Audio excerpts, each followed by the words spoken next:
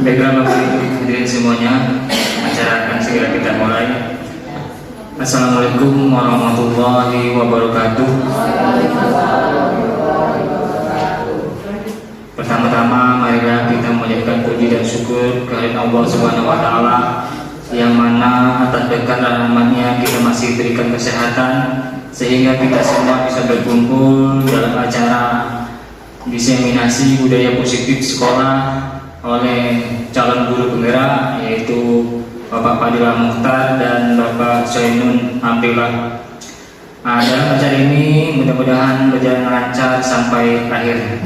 Salawat serta salam tak lupa kita sampaikan kepada suri tauladan kita Nabi besar Muhammad Sallallahu Alaihi Wasallam. Sama-sama mengucapkan Allahumma sholli ala sayyidina Muhammad wa ala ali sayyidina Muhammad. Baiklah Bapak Ibu hadirin sekalian, sebelum memulai acara ini, marilah kita membuka acara ini dengan sama-sama mengucapkan basmalah. Baiklah Bapak Ibu sekalian, di dalam penyampaian sosialisasi modul 1 ini yang akan menyampaikannya yang pertama saya terlebih dahulu, kemudian akan dilanjutkan oleh Bapak Soinun. Untuk modul 1 ini merupakan modul yang dimana kita memahami tentang filosofi pendidikan Hajar Dewantara. Kita mencoba permainan karena semuanya bosan saya. Kita coba permainan. Espresso. Ngantuk Bu. Nah ini Bu ya.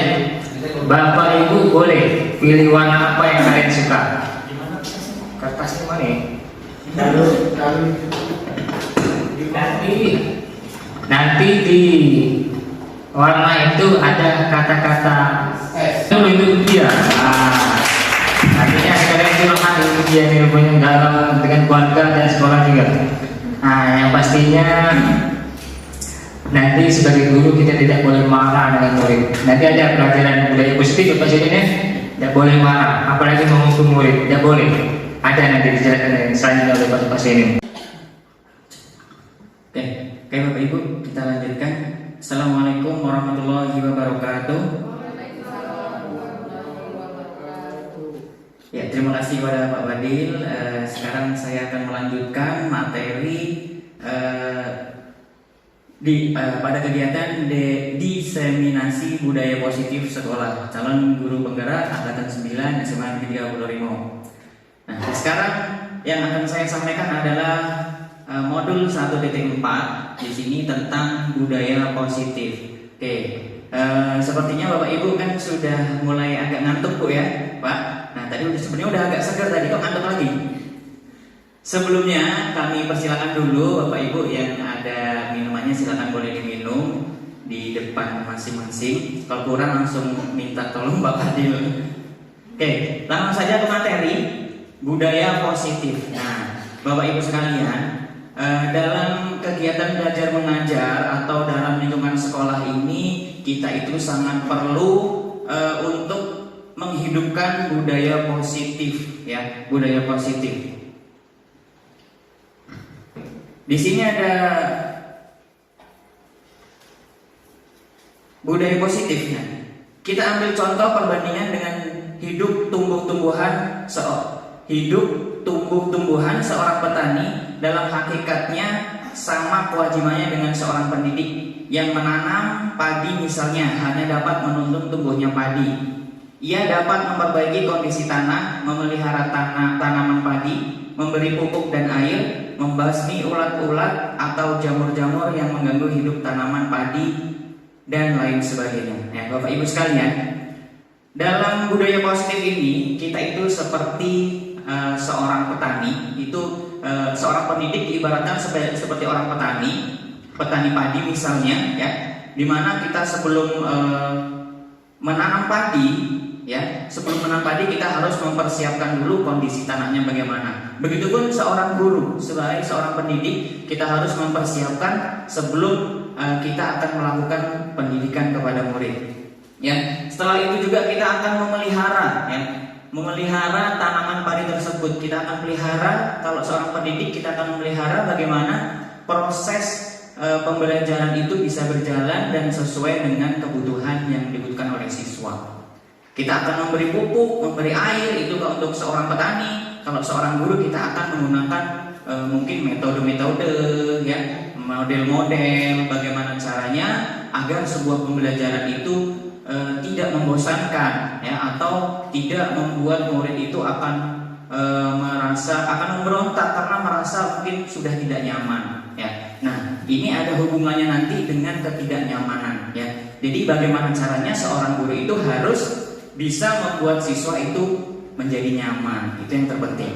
Karena kalau kata-kata orang galau itu nanti yang akan bertahan adalah yang bisa membuat nyaman, itu seperti itu, ya. Terus ada membasmi ulat-ulat dan jamur-jamur, itu dalam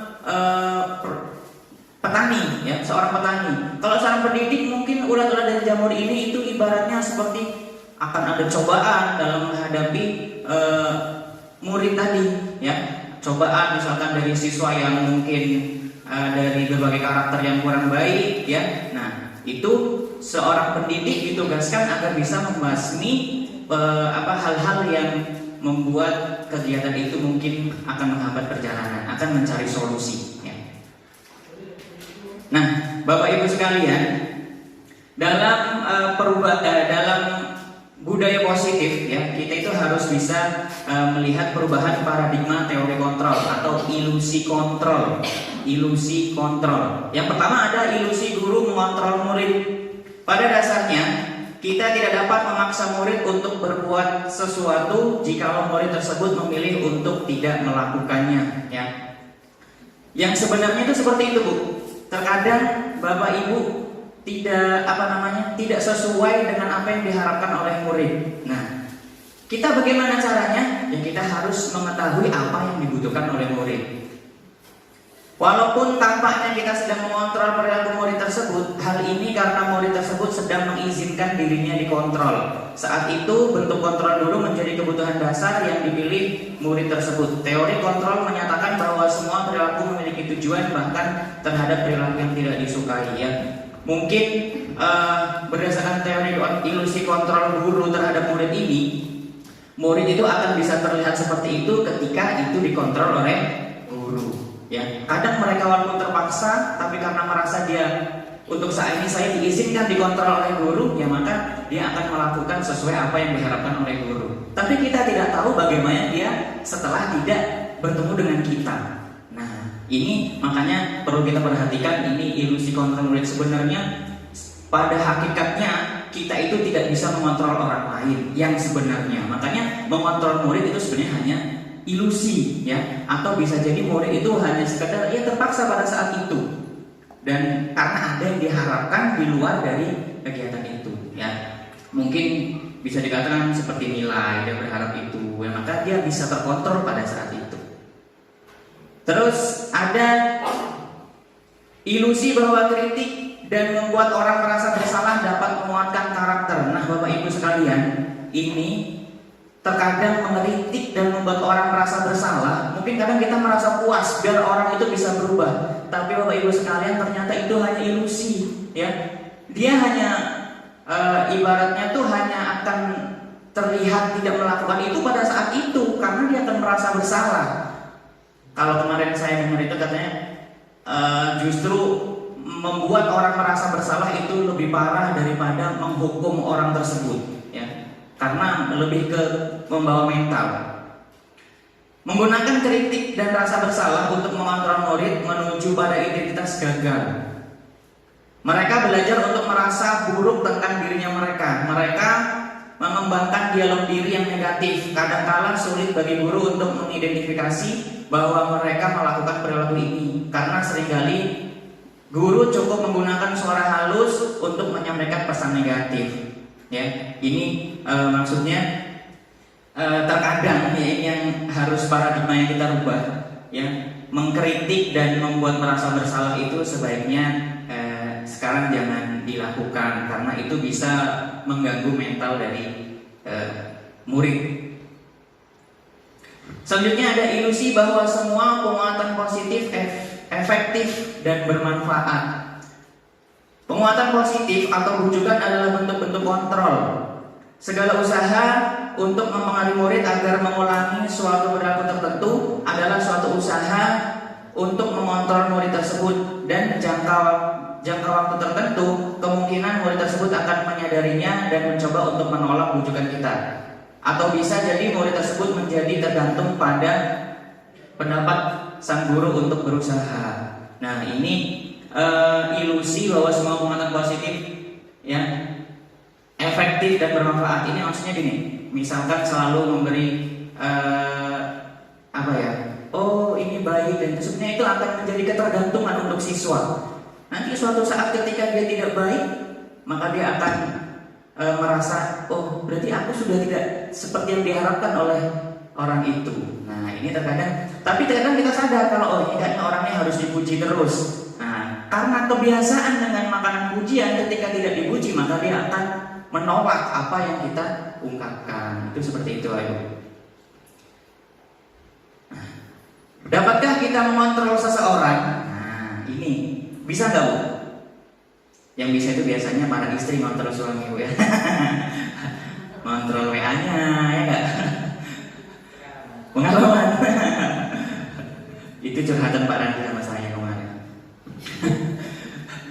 Oke, dapatkah kita mengontrol seseorang? Nah, di sini ada stimulus respon dan ada teori kontrol. Stimulus respon, kita mencoba mengubah orang agar berpandangan sama dengan kita. Itu terkadang stimulus kita ya. Terkadang kita tuh akan mencoba orang tuh biar sama dengan kita. Tapi sebenarnya teori kontrolnya adalah kita berusaha memahami pandangan orang lain tentang dunia. Nah, itu sebenarnya sesuai dengan teori kontrolnya. Terus perilaku buruk terlihat sebagai suatu kesalahan. Itu berdasarkan stimulus respon. Berdasarkan teori kontrolnya, semua perilaku itu memiliki tujuan. Terkadang kita itu belajar dari pengalaman. Pengalaman terkadang ada yang salah dan ada yang benar. Ketika salah maka itu dijadikan sebagai evaluasi dan kita harus ubah. Itu seperti itu, ayo. Terus ada juga orang lain bisa mengontrol saya. Itu dalam stimulus respon, seolah-olah saya itu bisa dikontrol oleh orang lain ya. Yang sebenarnya teori kontrol adalah hanya Anda yang bisa mengontrol diri Anda. Sebenarnya hanya kita sendiri yang bisa mengontrol diri kita, bukan orang lain. Ya Bapak Ibu. Terus stimulus respon, saya bisa mengontrol orang lain. Yang teori kontrol sebenarnya, Anda itu tidak bisa mengontrol orang lain, karena yang bisa mengontrol orang lain ya hanya orang lain itu, ya. Andaikan pun seperti saya jelaskan tadi, seperti siswa itu mungkin ada maksud dan tujuan lain, seolah-olah bisa terkontrol oleh kita. Nah, terus stimulus respon, model berpikir menang kalah. Kalau berdasarkan teori kontrol, model berpikir itu menang dan menang. Pasti kalau orang yang sudah mempunyai tujuan, dia gimana caranya dia harus menang dan menang. Itu Bapak Ibu ya. Nah, selanjutnya kita bahas tentang disiplin. Nah, Bapak Ibu, terkadang kita sering dengar istilah kayak kemarin nih, kita mengharapkan murid yang disiplin karena salah satunya disiplin itu bisa membuat kita menjadi bisa membawa kita ke keberhasilan, kalau salah gitu Bu ya. Kemarin diskusi bersama kemarin. Nah, apa itu disiplin? Berasal dari bahasa Latin disciplina yang artinya belajar. Jadi disiplin itu sebenarnya belajar. Disiplin diri membuat orang menggali potensinya menuju sebuah tujuan apa yang dia hargai. Ya. Kalau disiplin diri itu dalam diri orang itu akan digali apa yang dia miliki dan apa yang harus dia lakukan. Ya. Dan apa yang akan menjadi tujuan dari orang tersebut. Nah, namun di sini dalam budaya kita, makna kata disiplin telah berubah menjadi sesuatu yang dilakukan seseorang pada orang lain untuk mendapatkan kepatuhan. Ya. Kecenderungan umum adalah menghubungkan kata disiplin dengan ketidaknyamanan, bukan dengan apa yang kita hargai atau pencapaian suatu tujuan yang mulia. Terkadang disiplin tadi membuat orang menjadi sesuatu yang membuat tidak nyaman, ya. Padahal disiplin itu adalah belajar, ya. Tuh. Nah, Bapak Ibu, Di sini sekarang kita bahas tentang teori motivasi perilaku manusia. Jadi terkadang kita ini akan termotivasi dari apa sih ya? Biasanya teori ada dari motivasi eksternal dan ada internal. Nah, termasuk siswa begitu Bu. Dia bisa mau nurut dengan pelajaran misalnya Bu Vidya nih. Dengan pelajaran Bu Vidya dia sangat nurut kok, dengan pelajaran lain ada yang mungkin dari ceritanya seperti ini seperti itu. Nah, itu termasuk ada motivasi lain. Misalkan kalau kata Bu Vidya, dalam pelajaran Bu Vidya, kalau yang nggak mau memperhatikan misalkan tidak akan mendapatkan nilai. Nah, itu salah satunya adalah motivasi. Nah, motivasi dari murid tadi, dari eksternal, dari Bu Vidya misalkan. Ini misalkan ya Bu Vidya ya. Misalkan. Kayak yang pertama, untuk menghindari ketidaknyamanan atau hukuman. Ini satu ya. Apa yang akan terjadi apabila saya tidak melakukannya? Ini salah satu contoh motivasi eksternal ya. Kira-kira kalau saya nggak melakukan kita akan apa? Nah, itu motivasi Bapak Ibu. Cuma kira-kira motivasi ini baik apa tidak? Bisa bertahan apa tidak? Ya, tuh. Kalau misalkan tadi, kalau tidak mau hadir maka tidak akan mendapatkan nilai misalkan. Nah, itu berarti salah satu motivasi dari siswa. Yang kedua, untuk mendapatkan imbalan dari orang lain atau institusi. Apa yang akan saya dapatkan apabila saya melakukannya? Misalkan nih dalam setiap pembelajaran orang itu senang dipuji, akan selalu dipuji terus, atau selalu mendapat hadiah. Ketika tidak ada hadiah, tidak ada pujian, tidak ada reward, maka dia tidak akan senang lagi. Nah, tapi itu juga motivasi, ya. Tapi jika itu terus dilakukan, ya kemungkinan akan tidak baik juga. Terus selanjutnya, untuk menghargai diri sendiri menjadi insan sesuai harapan kita. Nah, yang terpenting adalah motivasi dari diri sendiri atau internal. Itulah biasanya motivasi yang akan terus bertahan lama. Karena dia akan menyadari apa yang harus dia lakukan, dia itu membutuhkan apa. Terus itu. Ini di sini kalimatnya, saya akan menjadi orang yang seperti apa apabila saya melakukannya. Itu memang motivasi yang bisa timbul pada diri sendiri. Ya, Bapak Ibu, terkadang motivasi yang dari luar itu masih kayaknya enak, saya pengen jadi yang seperti itu, tapi terkadang tapi saya kayaknya nggak bisa deh. Nah, itu kalau kita mendapatkan motivasi dari luar, ya. Kalau dari luar tuh harus terus apa ibaratnya, jangan sampai berhenti. Ketika ada suatu permasalahan dari luar bisa berhenti, bisa merasa bosan atau tidak sesuai dengan yang kita harapkan. Tapi ketika motivasi itu datang dari diri sendiri, ya, maka insya Allah kita akan terus mengingat karena itu datang dari diri kita sendiri. Nah, ini juga berkaitan dengan dalam pembelajaran itu biasanya dikaitkan dengan keyakinan kelas, ada hukuman dan ada penghargaan. Keyakinan kelas, hukuman, dan penghargaan. Oke, mengapa tidak peraturan saja? Mengapa harus keyakinan kelas? Nah, kenapa Bapak Ibu? Ada yang bisa menjawab nggak? Mengapa kita memiliki peraturan harus menggunakan helm bila mengendarai kendaraan roda 2? Kenapa Bapak Ibu? Kenapa kita harus pakai helm? Ada aturan keselamatan? Ya, bisa. Ada yang lain biar gak ditilang. Itu. Terus mengapa kita memiliki peraturan 3M? Menggunakan masker, mencuci tangan, dan menjaga jarak. Apa Bapak Ibu? Biar sehat, demi kesehatan, ya, iya. Lagi-lagi untuk keselamatan diri kita sendiri, ya nggak Bapak? Nah, untuk mendukung motivasi intrinsik, kembali ke nilai-nilai atau keyakinan-keyakinan lebih menggerakkan seseorang dibandingkan mengikuti serangkaian peraturan-peraturan. Nah, di sini ternyata biar lebih mendapatkan motivasi dari dalam, motivasi dari diri sendiri, ya kita harus ibaratnya biar menjadi apa sih? Ternyata itu adalah kebutuhan kita, ya Bapak Ibu ya. Nah, selanjutnya ini juga tadi tentang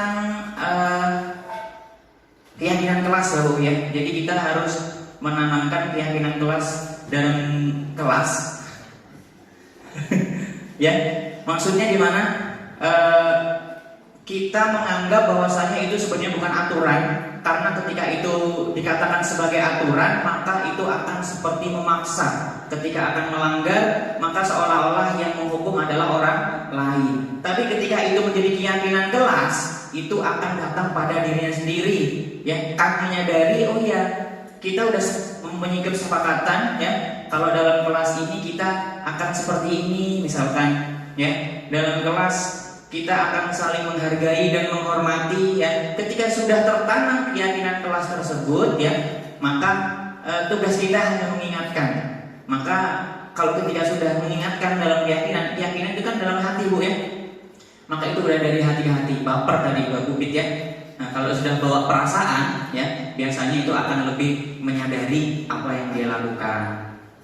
Terus di sini dihukum oleh penghargaan. Nah, apa maksudnya Bapak Ibu? Dihukum oleh penghargaan. Satu, pengaruh jangka pendek dan jangka panjang. Ternyata penghargaan itu memiliki efek Bapak Ibu, ya. Terkadang penghargaan itu bukan hanya menjadi motivasi, bisa jadi itu adalah menjadi hukuman, ya. Oke, penghargaan berlaku untuk mendapatkan seseorang melakukan sesuatu dalam jangka waktu pendek. Jika kita menggunakan penghargaan lagi dan lagi, maka orang tersebut akan bergantungan pada penghargaan yang diberikan, serta kehilangan motivasi dari dalam. Jika kita mendapatkan penghargaan untuk melakukan sesuatu yang baik, maka selain kita senantiasa berharap mendapatkan penghargaan tersebut lagi, kita pun menjadi tidak menyadari tindakan baik yang kita lakukan. Akhirnya Bapak Ibu, terhukum dengan penghargaan ini adalah ketika kita selalu nanti aku mau tampil biar dipuji oleh orang lain, oleh kepala sekolah misalkan. Ketika suatu saat nggak dapat pujian, apa yang diharapkan? Kecewa. Berarti kita ibaratnya kita tadi tindakan baik kita udah nggak sadar lagi. Akhirnya kita tidak melakukan perbuatan baik itu lagi karena tidak ada penghargaan lagi. Ya, itu ada pengaruh. Penghargaan tidak efektif. Penghargaan tidak efektif. Suatu penghargaan adalah suatu benda atau peristiwa yang diinginkan, yang dibuat dengan persyaratan. Hanya jika Anda melakukan hal ini, Anda akan mendapatkannya. Itu biasanya penghargaan, ya Bapak Ibu. Misalkan, kenapa harus yang pintar saja sih yang harus tepuk tangan, ya enggak? Nah, itu ketika nanti sudah tidak dapat tepuk tangan, nah bagaimana dengan yang lain? Nah, itu akan merasa, wah, kok orang itu dipuji terus, saya enggak. Nah, itu. Jika saya mengharapkan suatu penghargaan dan tidak mendapatkannya, maka saya akan kecewa dan berkecil hati, serta kemungkinan lain kali saya tidak akan berusaha sekeras sebelumnya. Ya, terkadang kan tadi nggak sengaja nih yang dapat penghargaan bisa menjawab pertanyaan, dapat penghargaan dari seorang gurunya. Kebetulan pada kesempatan lain dia tidak mendapatkan, maka dia udahlah, aku udah nggak bisa lagi. Nah, itu seperti itu akan mengecilkan hati. Itu ketika ada penghargaan. Terus jika kita memberikan seseorang suatu penghargaan untuk melakukan sesuatu, maka kita harus terus-menerus memberikan penghargaan itu. Jika kita ingin orang tersebut meneruskan perilaku yang kita inginkan, ya. Ibaratnya kalau orang itu pengennya kita puji terus biar dia mau bekerja, ya, itu sebenarnya malah justru menghukum orang itu Bapak Ibu, ya. Jadi kalau bisa biar mereka bekerja sesuai dengan kesadaran mereka sendiri, ya. Tapi sesuai dengan keyakinan atau kesepakatan yang telah kita sepakati. Biar murid itu sadar dengan kesepakatan yang telah mereka buat. Itu seperti itu Bapak Ibu. Terus ternyata penghargaan juga bisa merusak hubungan. Ketika seorang diberi penghargaan di depan orang banyak, maka yang lain akan merasa iri dan sebagian dari mereka akan tidak menyukai orang yang diberi penghargaan tersebut. Orang-orang itu terus katanya, ya nggak, kalau di murid, Bapak itu pasti Bapak itulah dengan si ini, ya dia juara 1. Nah, itu akan merusak hubungan antar siswa ketika di kelas. Selanjutnya, jika seorang guru sering memberikan penghargaan kepada muridnya, besar kemungkinan muridnya termotivasi hanya untuk menyenangkan gurunya. Mereka tidak akan bersikap jujur kepada gurunya tersebut, ya, agar yang penting Bapak ini senang misalkan, ya. akhirnya saya tidak dikucilkan atau dan sebagainya, atau akan saya akan sering disebut terus oleh bapak ini dan saya akan mendapatkan nilai yang sangat besar. Itu. Penghargaan menciptakan persaingan di dalam kelas dan persaingan menciptakan kecemasan. Yang akhirnya makanya dalam kurikulum Merdeka ini nggak boleh ada disebutkan peringkat, ya, karena dikhawatirkan ya aku malu nggak dapat juara kelas, atau bahkan yang lebih malu lagi yang dapat juara yang paling terakhir, ya, apalagi yang dapat juara kelas dapat hadiah. Nah itu. Selanjutnya mereka yang percaya bahwa mereka tidak memiliki kesempatan untuk mendapatkan penghargaan akan berhenti mencoba.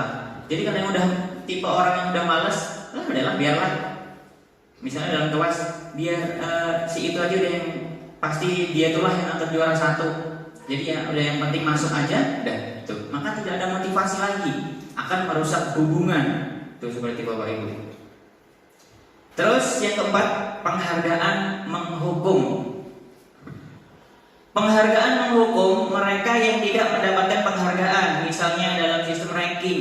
Mereka yang mendapatkan ranking kedua akan merasa dihukum, ya, karena merasa yang terbaik adalah yang nomor 1, ranking 1. Terus penghargaan dan hukuman adalah hal yang sama, karena kedua-duanya mencoba mengendalikan perilaku seseorang. Hanya karena pengen juara 1 atau hanya pengen mendapatkan hadiah, mereka berusaha untuk melakukan hal tersebut. Ketika sudah tidak ada hadiah, tidak ada penghargaan, ya maka mereka akan keluar dari apa yang mereka lakukan. Itu seperti itu Bapak Ibu. Karena orang pada dasarnya tidak suka dikendalikan dalam jangka waktu lama, penghargaan akan terlihat sebagai hukuman.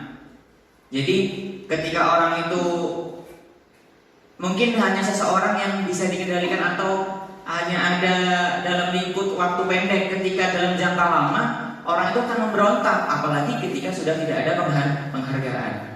Jika suatu penghargaan diharapkan, namun Anda tidak mendapatkannya, Anda akan merasa dihukum. Yang pasti itu Bapak Ibu akan merasa berbeda dari yang lain, ya, karena merasa dirinya tidak sehebat apa yang seperti orang yang diberi penghargaan tadi.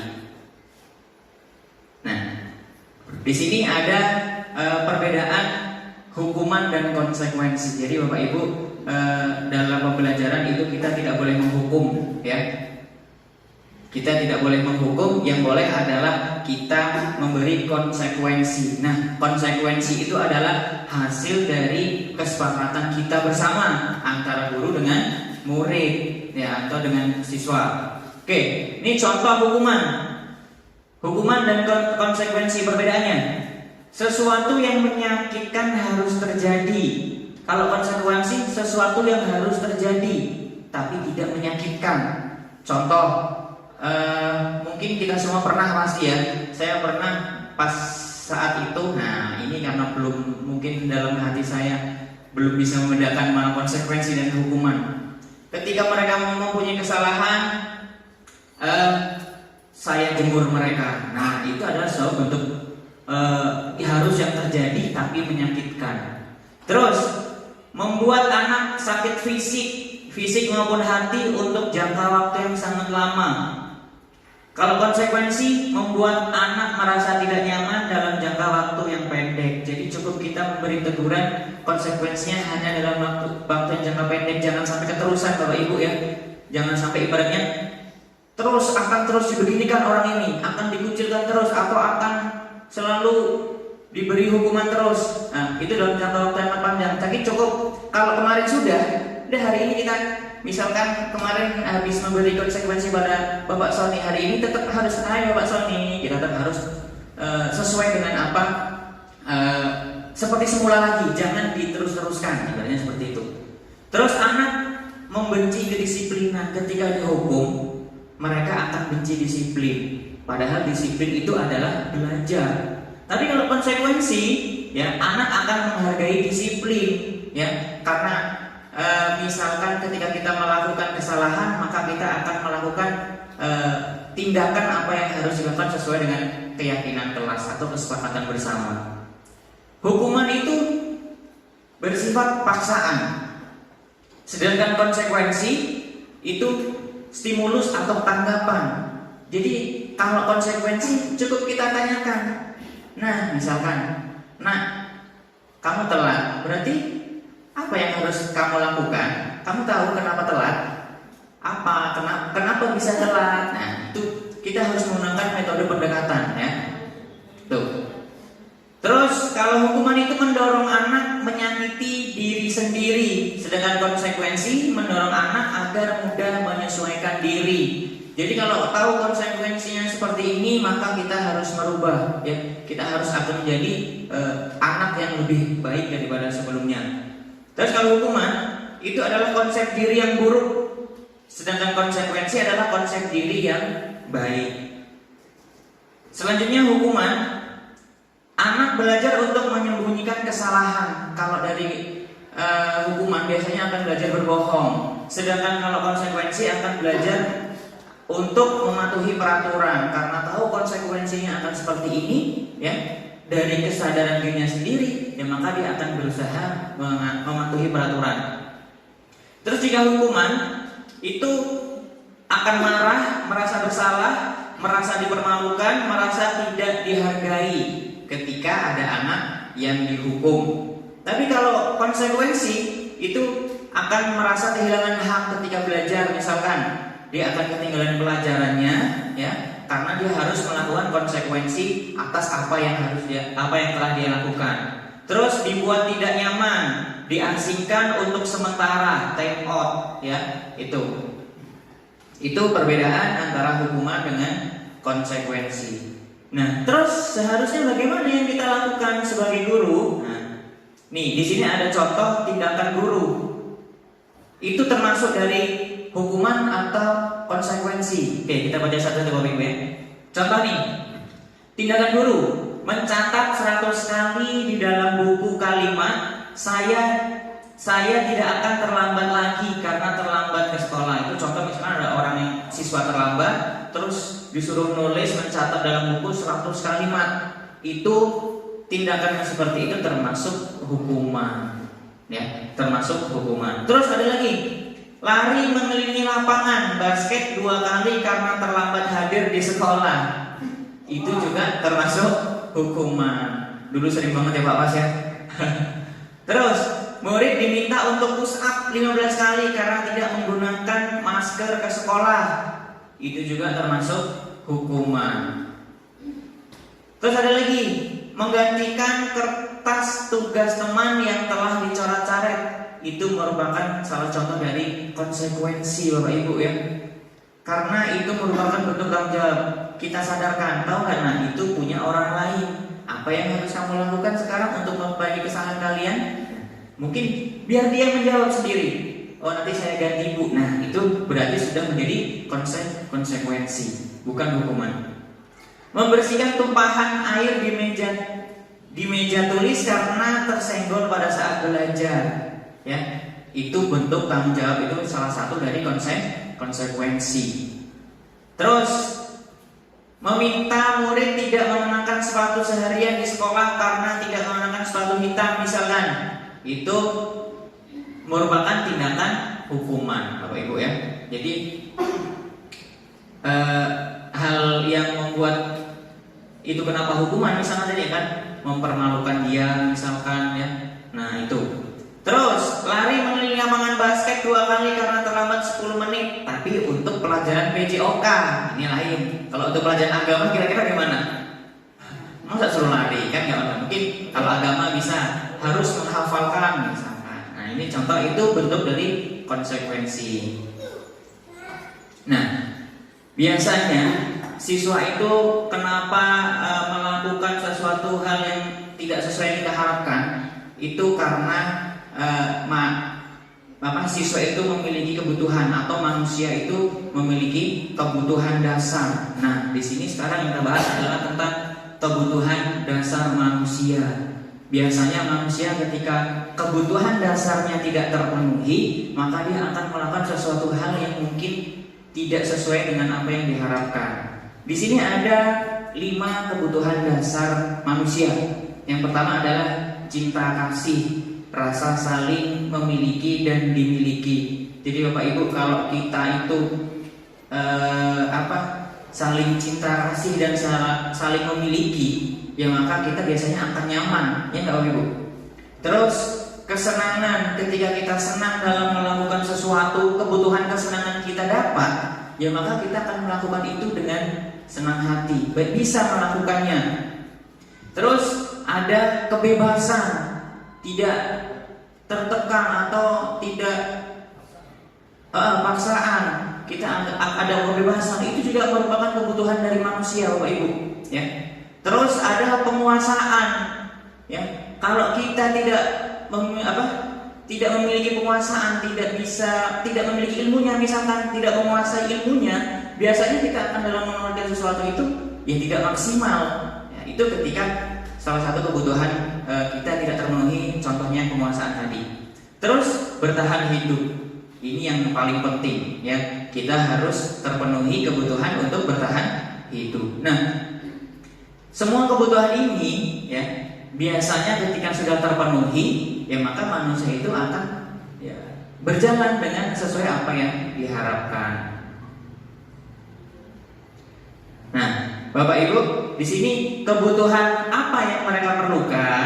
Nah, kalau dalam murid apa? Di sini ada bertahan hidup, kasih sayang, penguasaan, kebebasan dan kesenangan. Sekarang saya tanya Bapak Ibu, ketika ibu guru bilang aku tidak boleh bersenandung sewaktu mengerjakan tugas, katanya kelas harus tenang, tidak ada suara, padahal kan aku suka dan senang menyanyi. Kira-kira kebutuhan apa Bapak Ibu? Gurunya misalkan ini si A jangan nyanyi, nah, padahal sebenarnya dia itu hobi nyanyi. Kira-kira kebutuhan apa Bapak Ibu? Kesenangan Bu ya.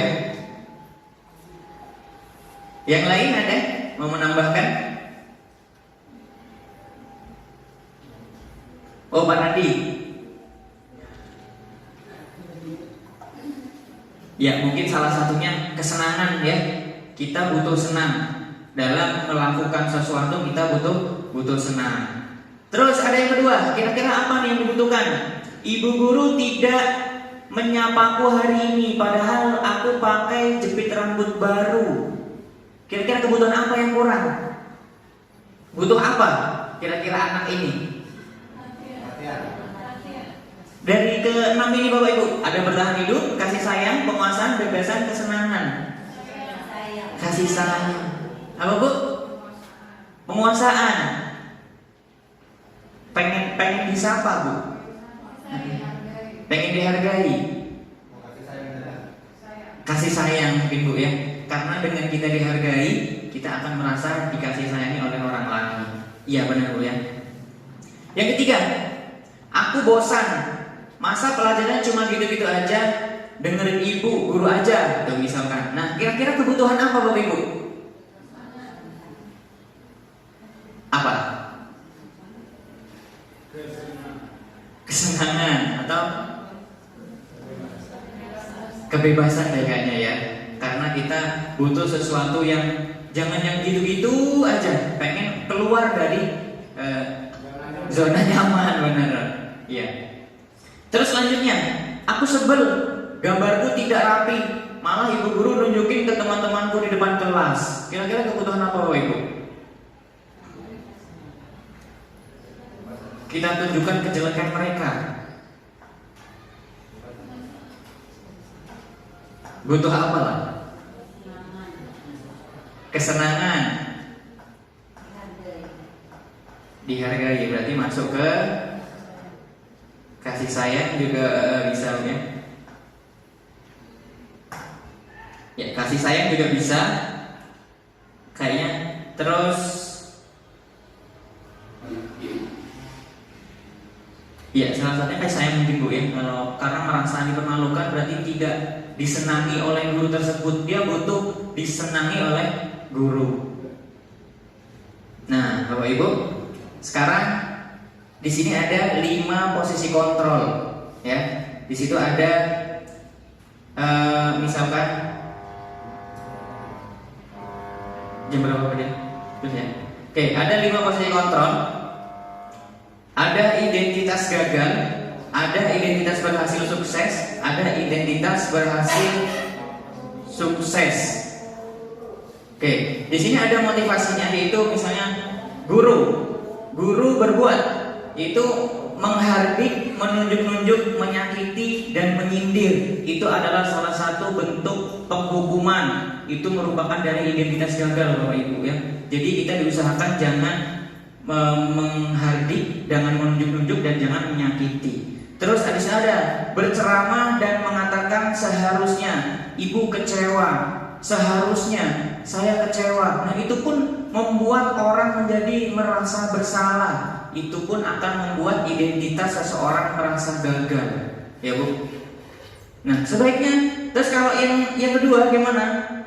Yang selanjutnya itu membuatkan alasan-alasan untuk muridnya. Terus kalau kita sebagai pemantau menghitung dan mengukur, kita itu selalu memantau, ya, itu bisa menjadi identitas yang berhasil dan sukses. Tapi itu kontrol dari luar, dari orang lain. Kita membuat orang alasannya, kenapa kamu harus seperti ini? Karena ada hal-hal yang harus dilakukan seperti ini. Terus kalau memantau, terus selanjutnya menjadi seorang guru, menjadi manajer, itu bisa mengajukan pertanyaan-pertanyaan. Karena dengan adanya pertanyaan tadi bisa menimbulkan motivasi dari dirinya sendiri. Jadi dia bisa mengontrol dirinya sendiri. Misalkan, kenapa nak terlambat?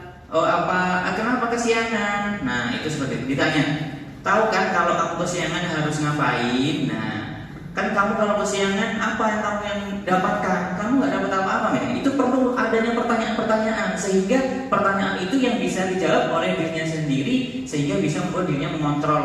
Oh iya, saya salah. Biar dia merasa dirinya lah, ya, maksudnya dia mengakui apa yang dia lakukan dan harus seperti apa seharusnya. Itu Bapak Ibu ya.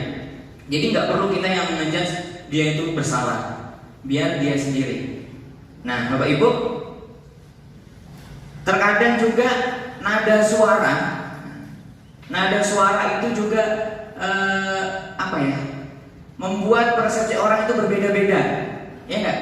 Apa yang tersampaikan dari sebuah pesan itu di sini ada persentasenya. Kalau kata-kata itu cuma tersampainya cuma 10%, nggak mungkin Pak Sony ngomong ke Pak Parohon melalui ibu-ibu ini bisa sampai 100%, ya.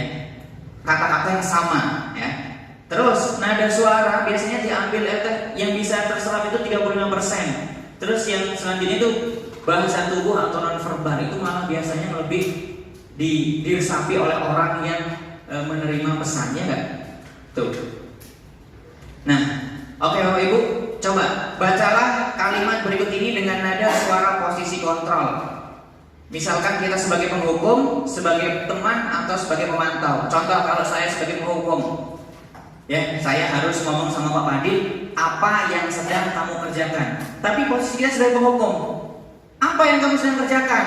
Kira-kira yang Bapak Ibu perhatikan apa tadi saya ngomong seperti itu? Kemungkinan bisa jadi marah, ya nggak? Ayo kalau sebagai teman, mungkin sambil duduk bareng, apa yang sedang kamu kerjakan? Nah, mungkin bisa dijawab dengan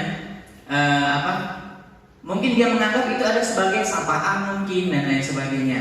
Terus yang ketiga sebagai pemantau, sebagai manajer, apa yang sedang kamu kerjakan itu, maka mereka menganggap itu mereka sedang dikontrol, ya, atau sedang dipantau.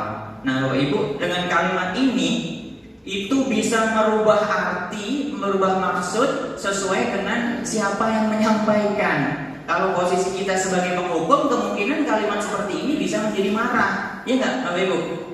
Nah, ini biasanya yang sering menjadi salah paham, kata-kata seperti ini dibaca di WA, ya nggak?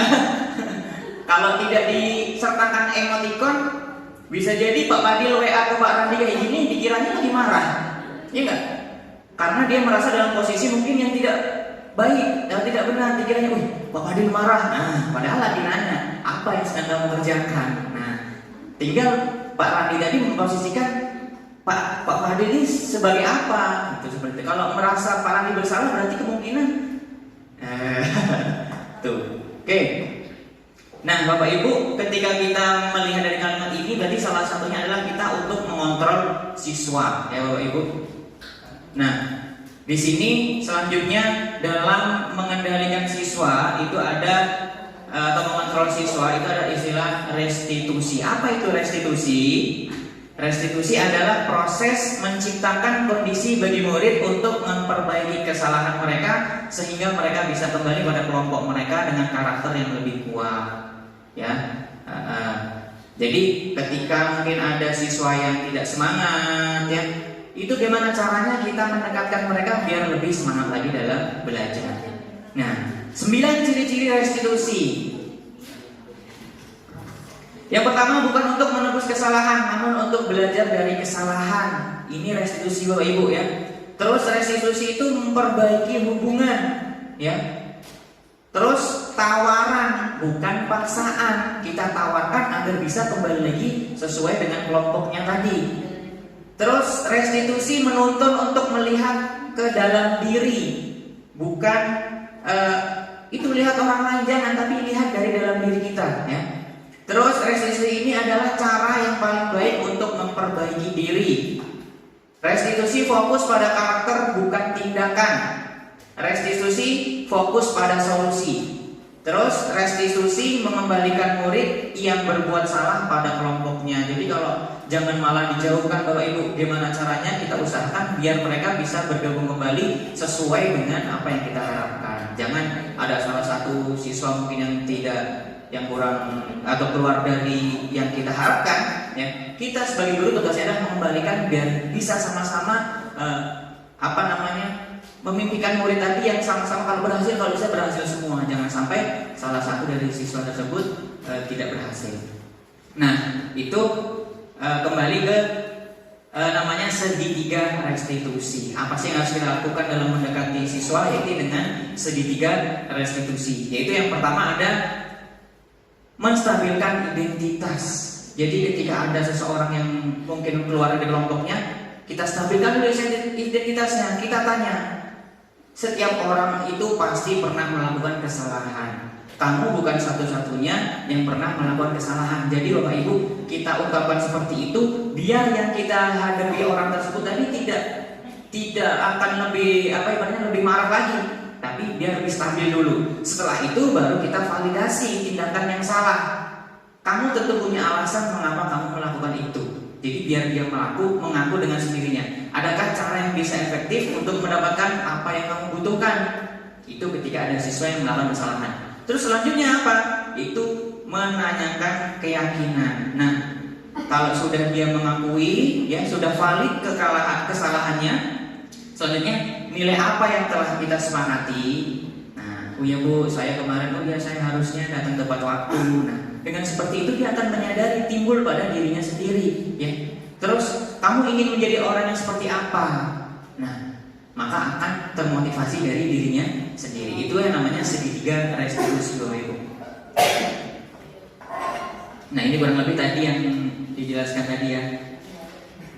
Nah, kesimpulannya, jadi membentuk budaya positif di sekolah dengan berfokus pada kebutuhan murid dan pertumbuhan karakter positif bukanlah hal yang mudah, tetapi kita bisa merencanakan yang terbaik untuk murid dan sekolah. Terus yang kedua, buah dari kerja keras ini dapat dilihat ketika kita menyadari bahwa murid kita telah bertumbuh menjadi orang dewasa yang sukses di kehidupan, pekerjaan, dan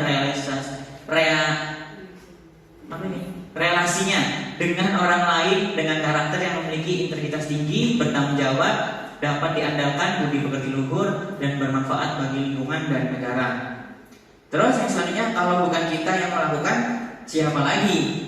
Terus kalau bukan mulai dari sekarang, kapan lagi? Jadi Bapak Ibu sekalian, mari kita bersama-sama membentuk budaya positif di sekolah kita, ya. Terus mulailah dari sekarang, ya. Itu Bapak Ibu. Oh boleh. Namanya kira-kira